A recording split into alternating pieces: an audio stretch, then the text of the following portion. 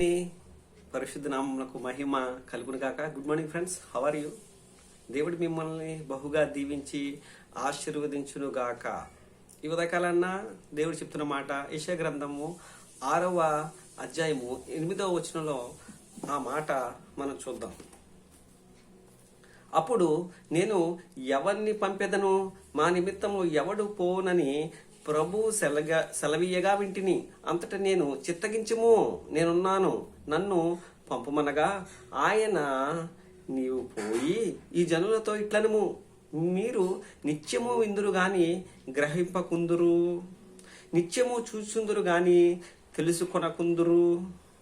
వారు కనులతో చూచి చెవులతో విని హృదయముతో గ్రహించి మనసు మార్చుకొని స్వస్థత పొందక పోవునట్లు ఈ జనుల హృదయము కొవ్వు చేసి వారి చెవులు మందపరిచి వారి కన్నులను మూయించమని చెప్పాను.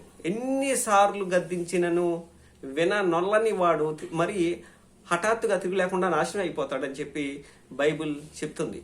దేవుడు చెప్తున్న మాట ఏంటంటే ఉదయకాలన్న ఎన్నిసార్లు నాన్న, ఉదయమున, సాయంత్రమున, మధ్యాహ్నమున, పగలకు పగలే బోధ చేయుచున్నది, రాత్రికి రాత్రే దేవుని గురించిన వాక్యాన్ని అది ప్రకటన చేస్తున్నవి. ఏమంటే ఆకాశానికి నోరు లేదు, మాటలు లేవు, కానీ అవి దేవుని సువార్తను ప్రకటిస్తున్నాయి. దేవుడి సృష్టికర్త ఆకాశ మహాకాశాలు పట్టజాలను వాడైనా మీరు ఈ సృష్టిని, రోమిల్ రాసిన పత్రిక 1వ అధ్యాయంలో ఉంటుంది.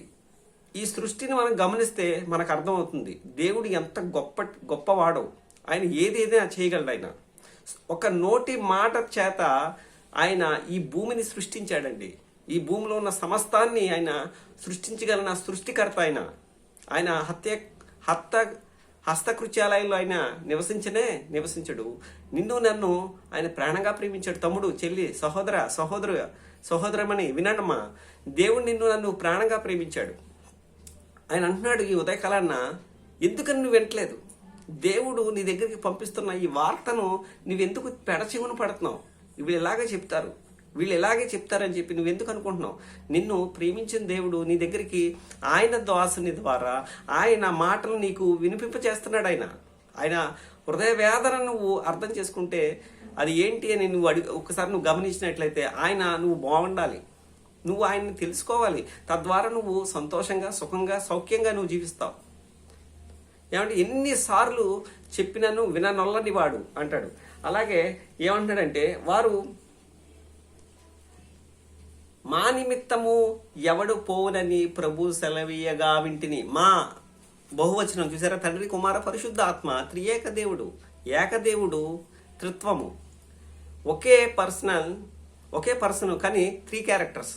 ఎందుకంటే ఆయన ఆయా యుగాల్లో ప్రవక్తలతో మాట్లాడిన దేవుడు ఈ యుగమందు కుమారుని ద్వారా, పరిశుద్ధాత్మ ద్వారా నీతో నాతో మాట్లాడుతున్నాడు. ఆయన గ్రహించాలి. ఆయన మా నిమిత్తం ఎవరు పోతారు? ఈ జనుల దగ్గరికి వెళ్ళి ఈ స్వార్థను, ఏదైతే యేసుక్రీస్తు చేసిన త్యాగము, నిన్నటి దినాన్న ఈస్టర్ జరుపుకున్నాం. ఆ ఈస్టర్ యొక్క సారాంశము ఏంటి అంటే పునరుత్థానం. యేసుక్రీస్తు సమాధిలో లేడు, ఆయన పరలోకంలో ఉన్నాడు. ఆయన నీ కొరకు, నా కొరకు ఆయన స్థలాన్ని సిద్ధపరుస్తున్నాడు. ఎవరైతే యేసుక్రీస్తుని విశ్వసించి యేసుక్రీస్తుని హృదయంలో చేర్చుకొని యేసుక్రీస్తుని తన హృదయ అంతరంగాల్లో పెట్టుకొని ఆయన చెప్పిన మాటల ప్రకారం జీవిస్తే ఈ భూమి మీద వారికి సమాధానం, నెమ్మది, సంతోషం, ఆయన ప్రొటెక్షన్, అన్నిటికీ మించి దేవుని తోడు ఆ బిడ్డలకు తోడే ఉంటుంది. ఈ భూమి మీద ఆయన బంగారం ఇస్తానో, వెండిని ఇస్తానో, ఆస్తి పాస్తులను ఇస్తానో, కార్లు, మిద్దులు, మేడలు, ఇవి కాదండి ఆయన చెప్పేది. నీకు తోడై ఉంటా. అందుకే అంటే 91వ కీర్తనలో అంటాడు, 91వ కీర్తనలో, అతడు నన్ను ప్రేమించుచున్నాడు గనుక నేను అతన్ని రక్షించేదను, అతడు నా నామం ఎరిగిన వాడు గనుక నేను అతన్ని గణపరిచేదను, శ్రమలో నేను ఆయనకి తోడై ఉండదును, అతను విడిపించి అతను గొప్ప చేసేదను, దీర్ఘాయువు చేత ఆయన్ని తృప్తిపరిచేదను అంటాడు. ఆయన బిడ్డలైన వారందరికీ ఆయన కెడేము, ఆయన రక్షకుడు. ఎన్నిసార్లు చెప్తున్నా లోబడిన వాడు. అందుకే నేను ఎన్నిసార్లు ఈ మాట నేను ట్రస్ట్ చేస్తున్నాను అని అంటే వినాలి, దేవుని వాక్యం వినాలి. యేసుక్రీస్తు పునరుద్ధానుడైంది ఊరికనే కాదమ్మా, ఆయన మనకి సాదృశ్యంగా ఉన్నాడు. ఎవరైతే యేసుక్రీస్తుని విశ్వసించి యేసుక్రీస్తు మార్గాల్లో నడుస్తారో, ఒకరోజు చనిపోయిన తర్వాత మనము ఎక్కడికి వెళ్ళాలంటే యేసుక్రీస్తు రాజ్యంలోకి. నువ్వు ఆయన రాజ్యంలో యుగయుగాలు ఉండాలని యేసుక్రీస్తు మరణించింది. ఆయన మరణించడం ద్వారా నీకు నాకు పాప క్షమాపణ కలిగింది. తద్వారా నువ్వు మరణించిన ద్వారా ఆత్మకు సావు లేదు కనుక తిన్నగా దేవుని సన్నిధికి పరలోక రాజ్యానికి వెళ్ళిపోతాం కనుక ఈ మాటలు వింటున్న సహోదర సహోదరి విను, ఈ భూమి మీద మనకే ఆస్తున్న కొంతకాలమే.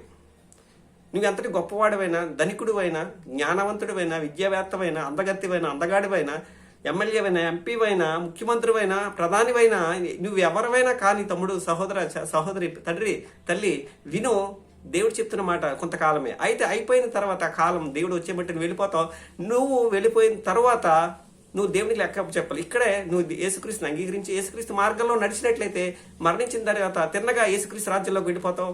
ఆయనతో యుగాలు ఉంటావు. క్షమాపణ ఆయన అనుగ్రహించారు, అన్నీ చేసి పెట్టాడు. నువ్వు అడిగితే క్షమించి తన హక్కుని చేర్చుకుని రాజ్య వారసులుగా చేసేస్తాడు. కనుక ఈ మాటలు వింటున్న సహోదర సహోదరి విను, దేవుడు నిన్ను దీవించి ఆశీర్వదించును గాక. God bless you. ఈ ఉదయకాలనే మీ ఆనంద్ కుమార్.